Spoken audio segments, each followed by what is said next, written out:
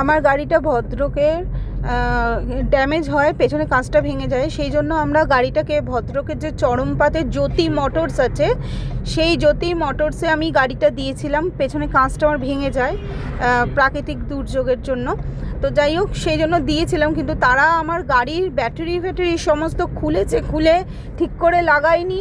কিছু সুইচ আছে, আমরা তো অত কিছু বুঝি না গাড়ি, সেইগুলোকে খুলে নিয়েছে বা চুরি করেছে, কিছু করেছে। আজকে অনেক বড় আমাদের বিপদ হয়ে যাচ্ছিলো। আমরা উড়িষ্যা থেকে কলকাতায় ফিরছিলাম, সেই সময় খড়গপুরে আমার গাড়িটা হঠাৎ করেই বন্ধ হয়ে যায়। এবং পরে যখন আমি মারুতির লোককে ডাকি, তারা এসে বলে যে আপনার তো ব্যাটারিটা লাগানোই নেই এবং কিছু সুইচ এখানে নেই, এগুলো চুরি করা হয়েছে।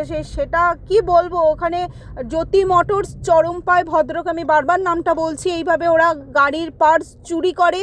এবং আজকে আমাদের অনেক বড় অ্যাক্সিডেন্ট হয়ে যাচ্ছিলো। আমাকে গাড়ি আবার গিয়েই কলকাতার শোরুমে ঢোকাতে হবে, অনেক বড়